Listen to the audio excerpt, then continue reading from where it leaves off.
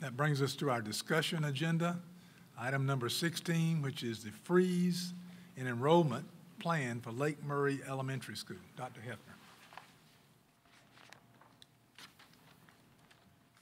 Hefner. Mr. Chair, members of the board, before I present this plan, I would like to officially state for the record what a joy it is for Dr. Milton to be named superintendent-elect. I have every confidence in her and her preparation, and am confident that she has the perfect skill set to move this district to greater heights of success than it has ever enjoyed. So I appreciate your strong confidence in her and her support, and I know she will do great. I would also like to state for the record, and thank you for that correction, Mr. Gant, that you made, I am retiring June 30th after 48 years in public education. I'm not resigning, I'm retiring, and after 24 years as a superintendent. And I also want the record to state, I've been blessed to work with wonderful leaders throughout all of my career, but I want our public to know the extreme high level of confidence that I have in the integrity of our Chief Finance Officer, Mr. Lynn Richardson. He is a person of great integrity and extreme competence. The only thing I get aggravated with him is that he says no all the time. He is watching every penny just like it's his own. Anyone would have to be proud to have a steward like him in charge of their resources. I also have that same level of confidence in our Director of Finance, Mr. Bruce Shealy, and Connie Frick of our accounting team, and the people who work with them. And so I want you to know how much I appreciate them, their integrity, and their hard work.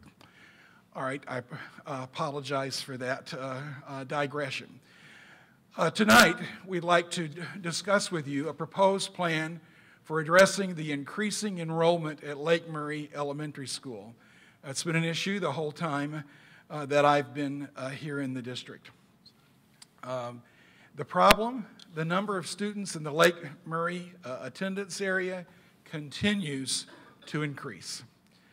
In fact, this chart doesn't go all the way back to the very beginning, but Ms. Thompson tells me that they opened with about 300 students, I think, when they opened in '97, and you see that it climbed steadily, and it hit the range of 800 to 900, where it stayed from a number of years, from about 2005 to whatever that is, like 2012, and then it went up, took a spike, and hit the 1,000 student mark a couple of years ago.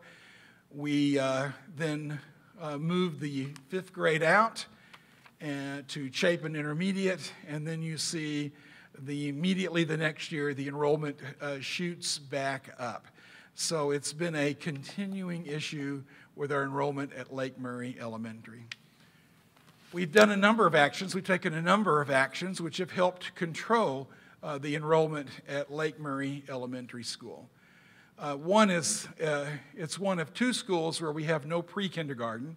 It starts with grade 5, and the other one that has no pre-kindergarten is Valentine, which of course for a number of years also had enrollment issues as well. And so there's no pre-kindergarten there, so if students need pre-kindergarten or qualify for that, they go to one of our other 10 elementary schools. Secondly, our district special education self-contained programs have been placed on campuses with greater availability of space. There are no self-contained special ed programs at Lake Murray, and therefore students who live in that particular area and who need a self-contained program are going to go to some other school in the district already. Thirdly, the school has been closed to choice.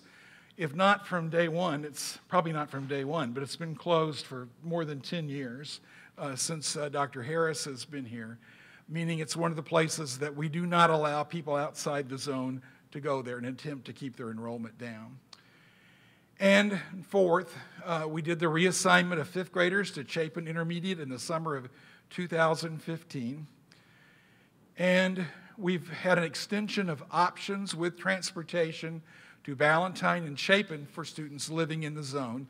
You'll recall that this year we identified those neighborhoods which abutted either Ballantyne Elementary attendance area or Chapin Elementary area where we had a bus nearby and could provide transportation.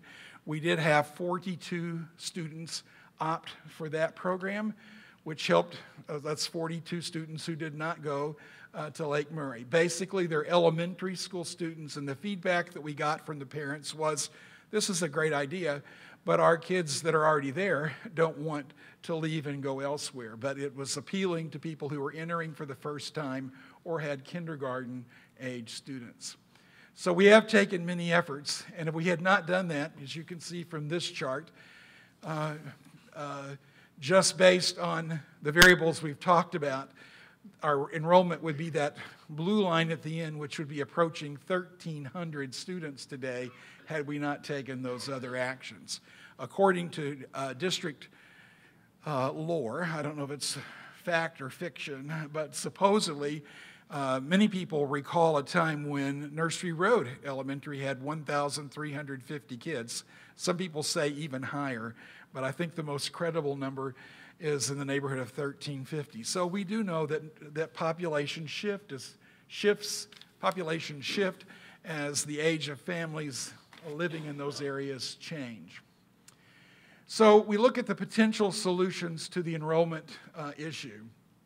And I think, of course, the best solution is an additional school that would be in the Chapin cluster. We spent a lot of time this summer talking about that, and you all authorized the purchase of a piece of property out in the Chapin area, which I think remains a very desirable site, which would help us provide permanent space, quality space for all of our students in the Chapin cluster.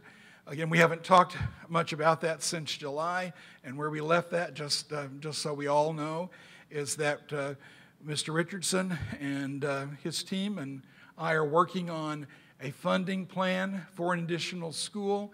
But once we identify that, bring it to you, and you act on it, from that point in time, it would be 2 years before an actual school would open. So as you can tell, we're not going to be able to be in an additional school before 2020 at the earliest at this point.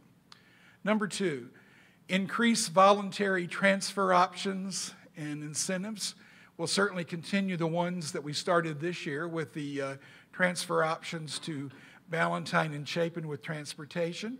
And thanks to our new $13.7 million federal grant, we will purchase a couple of buses, I'm looking at Mr. Weissman, which will transport students from the Chapin cluster, should they desire by choice, to come to one of our magnet schools, which would be Corley, Nursery Road, or Leaphart, that we could provide transportation for families to come to those schools. Number three, rezoning. It's one that people talk about a lot. It's one that in my 24 years as a superintendent, I've been through more times than I care to count. And I was doing it, this is my 41st year as a school administrator, and I don't know how many rezonings I've lived through. So I want to talk a little bit about the rezoning possibility and why I have very strong feelings about that. Rezoning prompted by the opening of a new school, which I've done that many times, I think it was more than 20, I think it was 22 schools in my previous district. Rezoning, even when you open a new school, a new beautiful building, and you rezone, it's difficult. People don't want to go. They don't want to leave where they are. And the second part of that is rezoning prompted by mere balancing of enrollments. I've done that too. That's very difficult. It's even more difficult than when you have a new school. And again, according to the information that I've heard since arriving here in the fall of 2010, is that much of the angst and discomfort in this district started with the opening of Lake Murray Elementary School in 1997 over a rezoning issue. So rezoning is a difficult topic. Now, why is rezoning so difficult? Again, I've done it many times. And these are the reasons why I think it's difficult. I've heard Mr. Cates make the statement. I can't say it as eloquently as he does, but it's an old solution that doesn't work very well in today's dynamic. Didn't work very well in the old days either. It works less well today. But schools are learning communities. They're not warehouses. Families get attached to schools. They don't get attached to buildings. They get attached to the school. And it's not like moving your extra bedroom set that Aunt Mary left you in her will from the storage shed at one place to a storage shed somewhere else. These are children, and they are a part of the learning community of a school, and they don't want to leave it. And families get attached, and they don't want to leave it. So that's one reason why it's difficult. A second reason that it's difficult is that it's a temporary fix that impacts the same families over and over again. The people who live in neighborhoods that are apt to be rezoned, they get rezoned this year, then the population shifts, they get rezoned again the next year. They live in homes that are typically in the outlying area of a particular zone. When you move them to a different zone, they're the outlying area of another zone. So they're always in the outlying area. And the third thing is it breaks a covenant that the district or the school has made with the affected families. As I see it, we make a bond with people when they move in. We say, give us your students. We're going to take care of them. They enroll in a school. They enroll at Lake Murray. They get attached to Lake Murray. They don't want you to come back in 2 years and say, we don't have room and we're going to move you because more people moved in who live closer to your school than you do. And so we break a bond with them that is very hard to reestablish. Now, here is the map of the elementary school zones in our district. And the area that people talk about rezoning, I went out and drove through actually again today just to refresh my memory. But we don't have Broad River Road going through the map here, so I might be off a little bit. But it's these big neighborhoods that are located somewhere where I'm pointing the red dot. And those neighborhoods, as I said, are distant from Lake Murray, but they're also going to be distant from Ballantyne. So when Ballantyne fills again, which it will, then who's going to get moved again? And I would say that I have particular heartburn about making these families relocate against their wishes because our evidence is anecdotal, not absolutely factual, again, because people are not required to tell us where they work or if they work, but our anecdotal evidence tells us that the people in this area disproportionately are the families who've been impacted by the closure of the VC Summer nuclear power plant. These are families who are already trying to hang on to their homes and find jobs here in our community. I drove out and looked at the for sale signs today. It's not maybe as many as some have said, but there are a number of homes for sale. These people are trying hard to hang on, and all of a sudden, not only have they lost their job and looking for work, but all of a sudden, I don't want them to hear, oh, by the way, your children are also going to have to change schools. I just don't think it's the right thing to do. So for me, that's a core principle. Now, so we're not the only people ever in the whole world of education who've had this problem. So the question is, what is working in other districts experiencing a problem similar to the one that we're facing at Lake Murray Elementary School? Oftentimes we create the solutions here, but sometimes we may need to find a solution that someone else has found that works well and implement it here. So one of the things that we have found is that we've looked at one of our big competitors. You always hear me talk about, what district? Fort Mill, York 4, the one we compete with every year for top scores and and niche.com ratings, and I always say that I think they should really be in North Carolina rather than South Carolina. But they've been dealing with this problem for a long time, and they have found something that is working for them. And so I asked Dr. Harris, our Chief Planning Administrative Officer, to educate himself about it, to go to Fort Mill and visit and see how it works.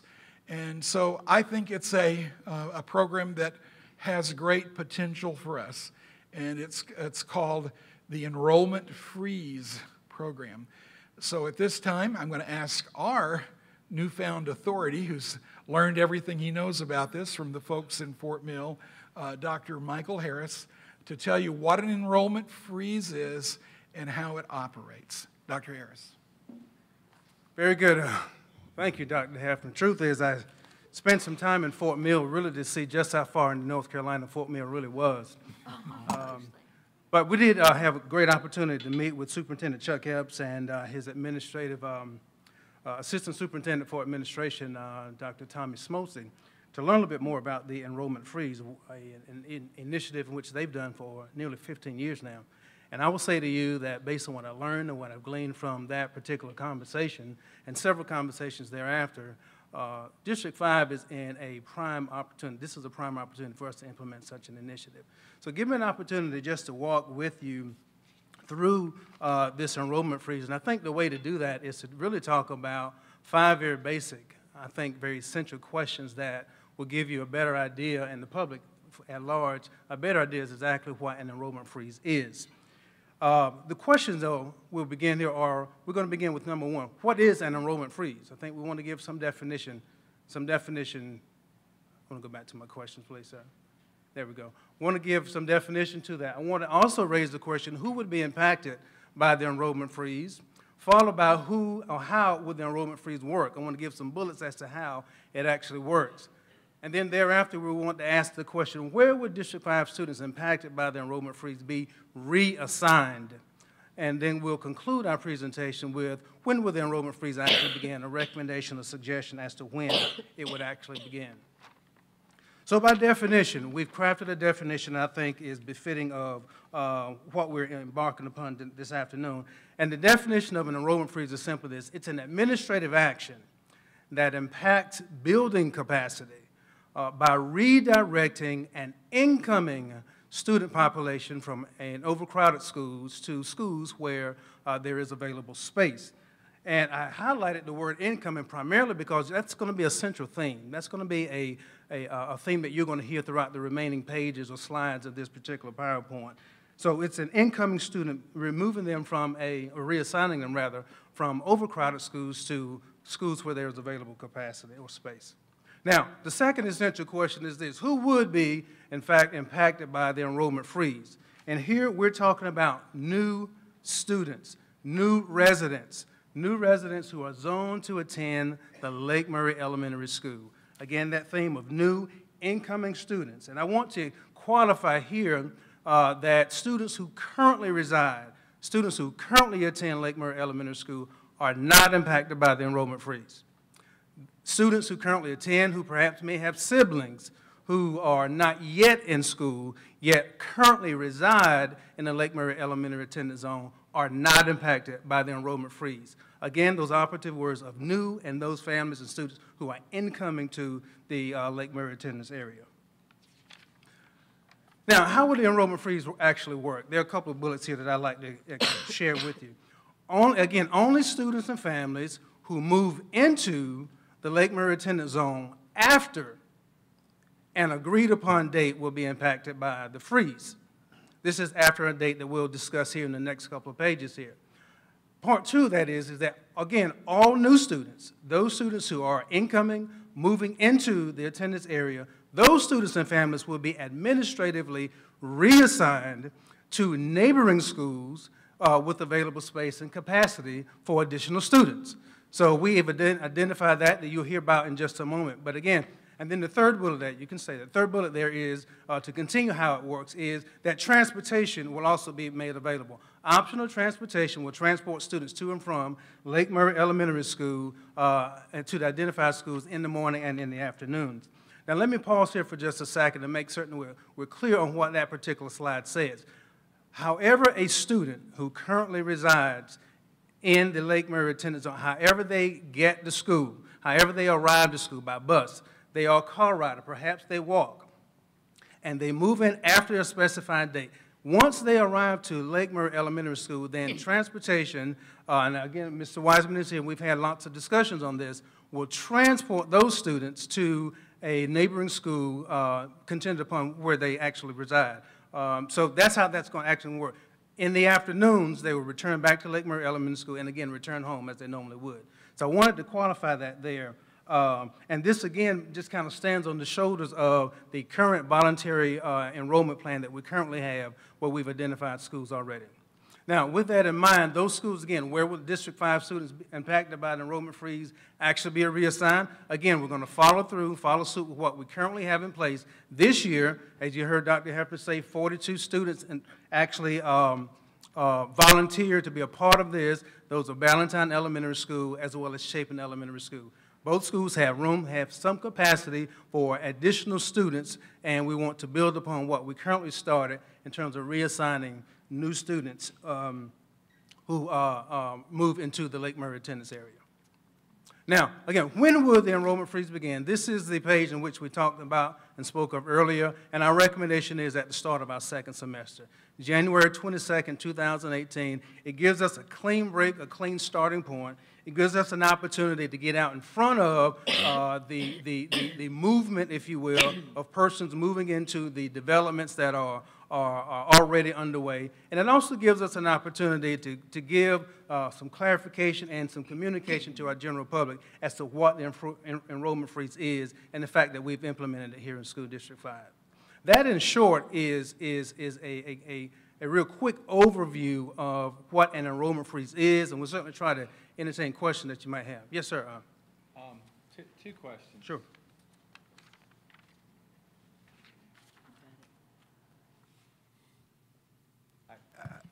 I guess the first question is, I'm just curious how you determine when somebody's a new resident. I mean, do you check the deed to their house, or what do you do there? And then the second question is, the transportation to and from the school, does that interfere with their daily routines in terms of getting to the second school and getting home, that kind of stuff? How do we check? Question number one. Yes, we do proof of residence annually, so that's another vehicle that we already have in place. So yes, we are looking at dates in which they actually move into homes. So that is something that we currently do already in terms of a proof of residence mechanism. In terms of whether or not it will interfere with the school, currently, based on what we're doing right now, it does not interfere with that. And we're able to build upon what we already have. So buses are already moving to and from Lake Murray to Ballantyne, from Lake Murray to Chapin L. We're going to continue with that. So it does not impact instructional time at all. We've looked into that. That's an issue that Fort Mill has ran into, but based on what we currently have in terms of schedules in schools in which we've identified, that would not be an issue for us. Yeah. Mr. Cates.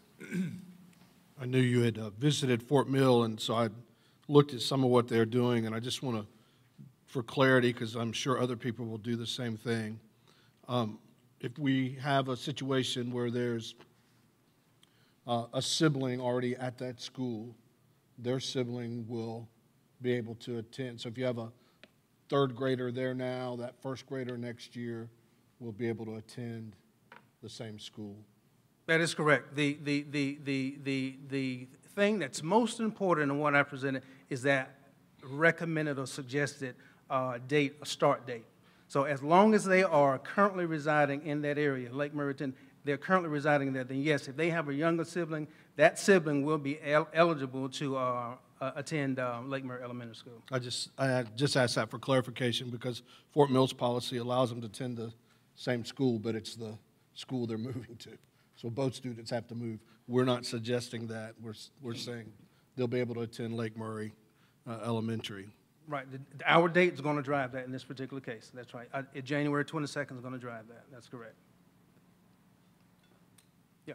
We also might want to clarify that people who own homes already, they're already residents of the area, their oldest child may be entering kindergarten, they are grandfathered. They'll go. Oh, absolutely. They'll go to Lake Murray. It's only people who are moving in to the community. Again, absolutely, Dr. Heffernan. Again, if families already reside in the area, yet they don't have children currently, they have children but not currently attending Lake Murray, they are in fact eligible to attend Lake Murray Elementary School. Why? Because they currently reside in the attendance area. It's only when they are incoming, moving into the area after a specified date that they will be impacted by the freeze. Yes. How much relief do we expect to get for this move? One of the things that we anticipate very strongly, and it is true in Fort Mill as well, that a freeze does not decrease the enrollment. What it does do, it keeps it fairly flat and keeps it from increasing. And in this particular case, if we can do that, I think that would be a win for us as it relates to Lake Murray Elementary. Yes.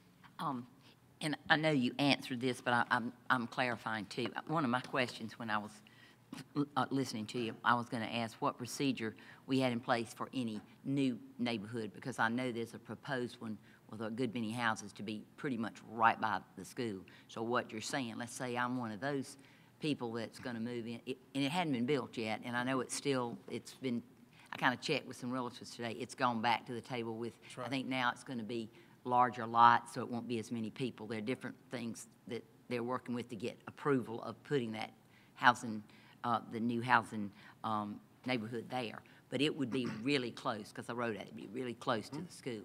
But our procedure would be, if it's after that date, even though they live right there, we're going to help them out in the sense of even they can't come to that school because of the freeze on it. So they'll know that when they buy a home or whatever, if that new neighborhood comes to tuition. But the procedure is they would know before they bought that house or they decided to move there if they were going because they want to go by and live by Lake Murray Elementary and go to that school.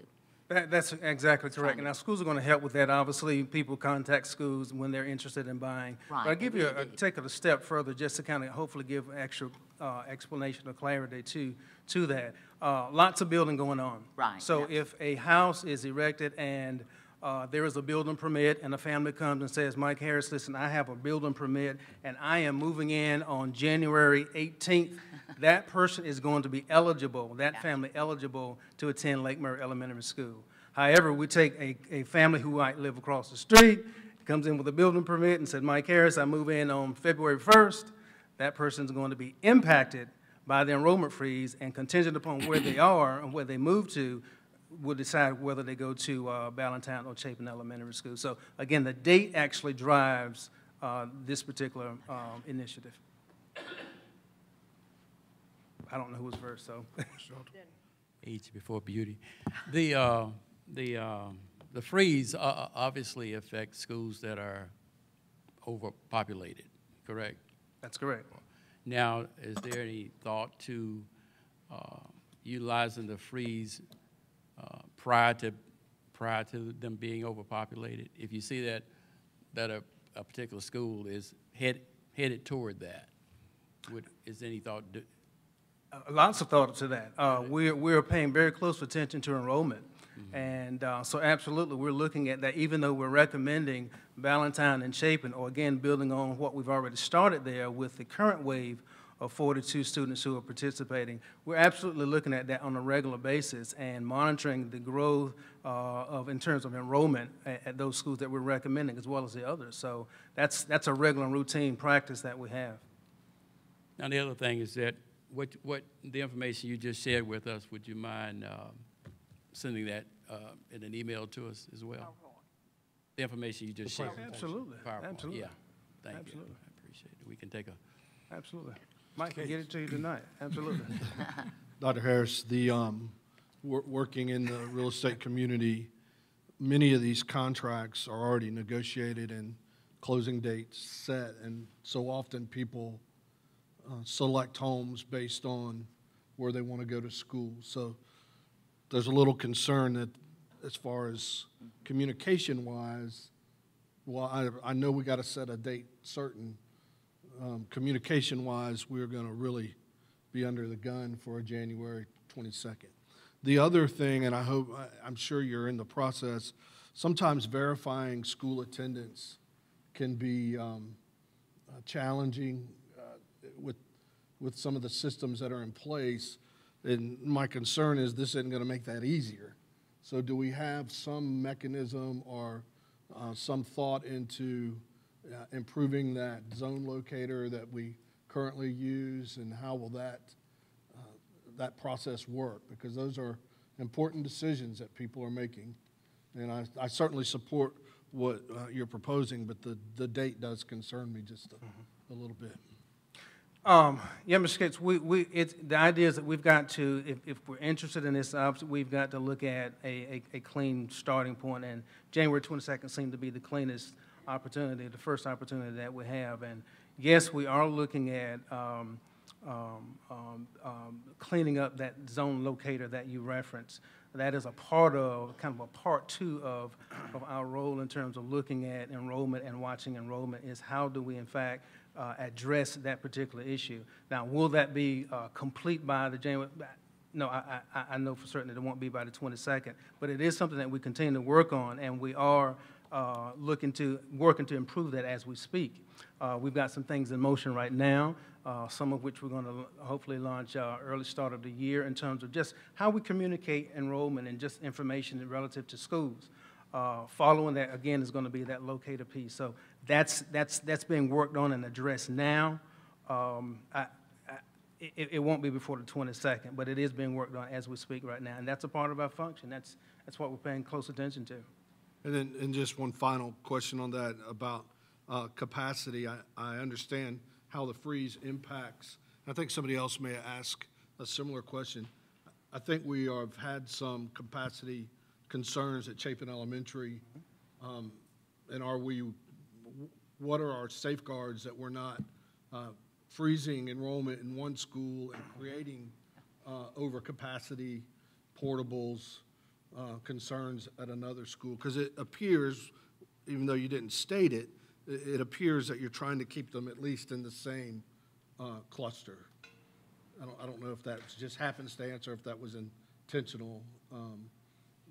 It's very intentional. I think that matters. I kind of thought so. It matters, and I think Dr. Hefner referenced that, and not knowing that it would actually work out this way, but one of the bullet points that he raises that we want to honor the covenant that we have with the community. So that kind of factors into that. Chapin Elementary, I think is what you're making reference to. I mean, both of the schools actually have, in terms of how they're currently being used, both of them have capacity in which to add additional students. But again, that's going to be something that we're going to watch regularly. And we have the numbers in front of us. We pay close attention to that prior to even going to Fort Mill to see what they have and see how this works. And so we'll continue to monitor that. But as I think Mr. Halterwang was the person you referenced, asked the question, are we paying attention to that when we see a school getting near or getting close to being filled in terms of capacity? Again, the answer to that is absolutely. Absolutely. And at such time, just using those two schools, Ballantyne and Chapin, at such time that it does get to that, then we'll be back to kind of make a recommendation as to what do we do going forward from there. I think Ms. Hammond, then Ms. Hutchison, and Ms. Baumgarten, Mr. White, and Mr. Gant. How about that? That's everybody. That's everybody. Lots of questions. See, we're interested in this. This is good. How or who would decide between, like, the Chapin or the Ballantyne? Would you have a mileage thing, like if you'd see where that family lives that can't go, because they're behind the curve of the date? Because I think that would be a definite question parents would ask, who decides that? Would could the parent have any say, or it would be totally where the room is? And if they both have room, how would we decide? Good question. We have we've worked very closely with transportation, and we've looked at our mapping, and we paid close attention to what I'm going to call invisible lines on the map that will identify and give some lines of demarcation as to where families will actually attend in this reassignment, be it Ballantyne or Chapin L. So yeah, it is contingent upon where the house actually is, as aligned with those invisible lines that I call on the mapping that would determine where the student would be reassigned. So it would not be a parent saying the one they want. It would be us doing it in a very, planned way and what's best, and that's what they go by. It would be both of those, a very planned, methodical Yes. way in which we believe would be in the best interest of students and families, again, contingent upon where they live and the school which they are closest to. I got you. Okay. And I think that's very important, that, that a parent, when they buy into this and our reasons, and I think Dr. Hefner's, I wrote them all down, I think that his reasoning is really good. And if parents, and then I agree with Mr. Cates about really communicating, how this is going about and the reasons for it, to keep a covenant with people. Thank you. Ms. Hutchison. Mr. Cates, this question is, I'm channeling you. I wanted to find out if we have any policies that need to be altered based on this enrollment freeze. Ms. Hutchison. Good job. You can teach an old dog new tricks. I never said that. It will not impact at all our policy as it relates to student-teacher ratio. We're going to pay close attention to that. It will not impact that at all. That's going to be monitored throughout. And quite honestly, I don't know of any other policies that would really jeopardize this enrollment other than the student-teacher ratio policy that we currently have. I don't know of any other one that would do that. At this particular time, no. I'm certainly will go back and double check myself, but at this point, based on a cursory review, I've not come across anything other or more important than the student-teacher ratio policy that we currently have in place. We don't have a policy that talks about our general way that we assign schools. Is there not just a really general? I'm thinking that we could have had a very general policy. There is a very general statement about school assignment. I don't recall exactly how that goes right this second. As long as we look at it. Oh, absolutely. Okay. Absolutely. And I know Mr. Cates will look at it as well. It's a very general statement. Absolutely. Okay. He's our policy guru. I can't remember who was next, so Mr. White and Ms. Baumgartner. Let's yield to Ms. Baumgartner. One of the things you mentioned in your presentation, I think Dr. Hefner mentioned, was the people that get rezoned and rezoned. I happen to be in one of those neighborhoods, so I know what it's like.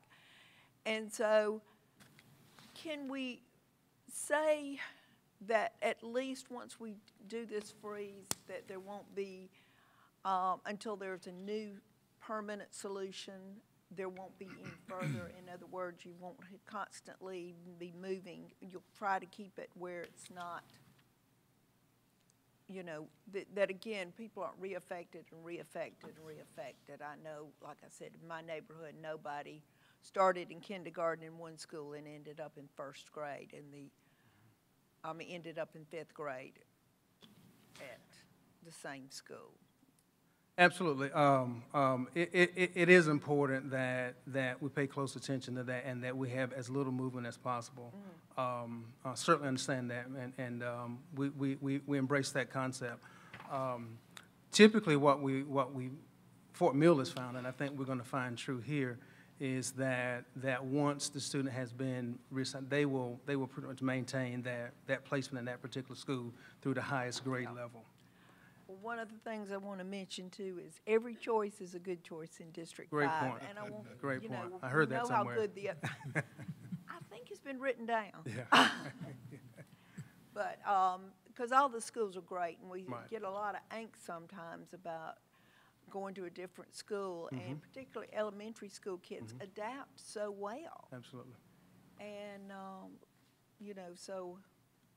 I'd have great concern about students moving too often. Well, I think one time is more than enough. I mean, that's just Mike Harris's opinion, though. But absolutely, we'll pay close attention to that. Thank you. Mr. White. So just to be clear, that we've never actually done this before, No, sir. enrollment freeze. And then I think the other thing, I don't know if anybody said this yet, but I view this as a temporary measure until the new school can be built, because what I saw from that chart, we're still at 1,000 students or so at Lake Murray Elementary, or Very, 960 something. yeah, and our according to the our policy on school size, we ideally wanted around 750 or something. 750 at the elementary. elementary. So it's still an overcrowded school. Yes. I actually like the idea, and I think we ought to do it. I mean, I know this is a general statement, but I think it ought to be looked at for all schools.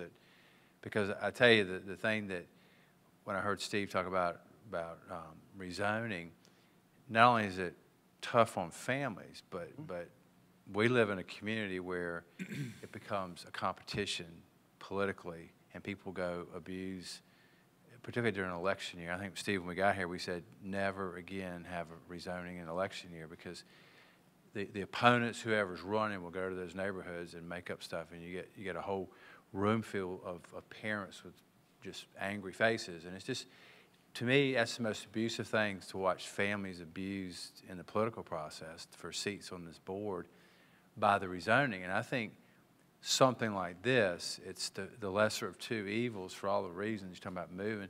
But if you've never been there, then the people that have been there or have older siblings there should have the priority in those seats.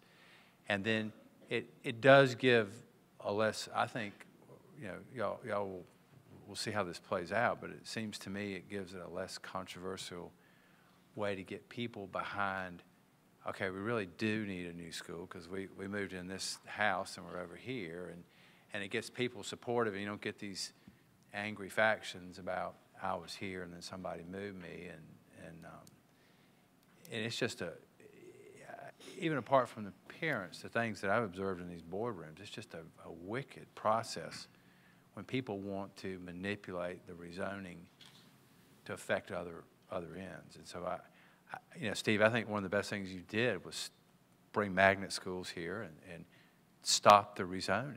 And I think that this ought to be something we ought to look at implementing. And I think somebody mentioned it earlier, do it before it gets to be a tremendous problem. You know, like Murray's, I mean, just, you know, as fast as you fix it, it gets overcrowded again. But I like the concept. And my last question. Yes, sir. Do we need to vote on this, or y'all just going to implement this? Discussion. This is a discussion on Tonight's tonight. discussion, but it's an administrative action, but certainly anything of this magnitude, I would want you to approve before we did it. And so our anticipation is it'll come back to you at your next meeting for your vote. We would not do anything this major administratively without your blessing. A couple points that I want to make. I know there are other questions, but from my conversation with the superintendent in Fort Mill, and every district is different, so our numbers may not work out to be the same thing, but basically their pattern is that by the end of a year, most every kid who didn't get in gets in their home school if they want to go back, because their kid's moving out all the time. And Dr. Harris, last year, for a point of comparison, how many new kids enrolled at Lake Murray during the second semester of the year? During the second semester, we had 15 new students during the second semester. That's about mid-January in most years. You also want to consider that about 26, I believe, during the winter break. So last year as a total, if I look at January 1 through the close of school, we're looking at about 41 students total that moved into Lake Murray Elementary School the second half of the year. Mr. Harris, I wanted to follow up too, Ms. Hammond, I'll get to your question, but number one, I want to tell you what, I think this is a great presentation, Dr. Hefner, you too. I applaud the fact you're looking at a school district that's had more growth than we have had, and they've addressed it. And I agree with Mr. White. We can't lose sight. What you said, this will flatten that population. It's not going to reduce it necessarily, but it may save a little time. And I think the solution Fort Mill has is then they address it and they build what they need to build, and then reverse the whole situation. So I don't want to lose sight of the fact that Dr. Hefner's presentation, we talked about when we figure out the funding piece and we can take action, we're probably at school year 2020, 2021, which is 3 years down the road, basically, well, the third school year down the road. So that would then adjust all the schools that have been impacted so much. But I did want to say, that, and this came up too, students adapt really well. If we can educate parents about this policy and this situation, that helps an awful lot. And that was even the case in the old days. We used that R word of rezoning. If the parents didn't talk it at the dinner table and get all upset about it, Johnny and Sally were just fine. So I know students are very adaptable, but it does flatten it. I love that. I think it's a great thing to do, and it's a great start. And we're looking at a school district that's been dealing with this. I can't remember the number of years. 15 years. The other thing I was going to say, Mr. Dave Wiseman sitting back in the back of the room. I don't know how, with your resources in this district, your folks who are magicians to start with do what they do every day. I see them all over the road, and then I hear this would be another challenge to go from point A, a collection point, and you're just rubbing his hands together. You love a challenge. But I want to applaud the bus drivers in this district. Well, it's nice to be able to count on the fact that if we can put a plan in place, it's covered by transportation, and I just think that's outstanding. But it's a real team effort. So, great presentation. Great for us to be thinking about. And Ms. Hammond, I think, had another question for you. Yes. I have one more. Absolutely. Maybe it's because my daughter's in this time period, and I'm thinking, give me this scenario. Let's say you have someone already living in that attendance zone. I think I know the answer. I'm just going to see if I'm right. And you have an unborn child, so of course it's a while before they're ready to go to school. But that's still, if we haven't gotten, not the temporary solution, we're still in the freeze thing. They would have had to be, you still go by that date, or say they have a 2-year-old or 3-year-old. They've got to be of school age by that date that they could go to that school. It's not where they live, correct? Correct.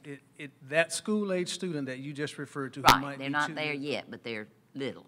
would be eligible, provided the freeze is still in place, would be eligible to attend Lake Murray Elementary School. Oh, I got you, because they were living They in the house. currently That was reside part. in that attendance. That's correct.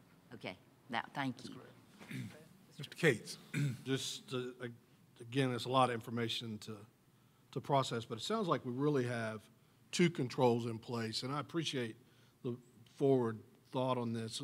The comment Dr. Hefner referred to is, as I looked at the talk about rezoning, when you have as much choice as we do, it is kind of an old model being applied to a new circumstance. So, rezone, and then people can choose to go right back where we just moved them from. So I appreciate the effort. So it looks like we have the control of providing additional transportation to some of our newest magnet programs. Right. And then this freeze. So we really have two things going on at once. And I guess what I've also heard you say, just to clarify, at whatever point capacity is opened at Lake Murray, whether it's from another school, a shift in demographics, then we would lift the freeze. Absolutely. Absolutely. That's exactly why it works. Any other question? Mr. Harris, great presentation. Thank you for bringing that to us, you and Dr. Hefner. I wanted to add one thing, Mr. Skin, if I could. Just the only rezoning that I remember went smoothly, it was a neighborhood that was yet to be built. That's the only time a rezoning went well. No, there was nobody there. I mean, Nobody to complain. You have great recall, and you're right. Ms. Hutchinson. I just wanted to, I think several people have said this, but I think it is of vital importance that we communicate and recommunicate to the realtors in that area.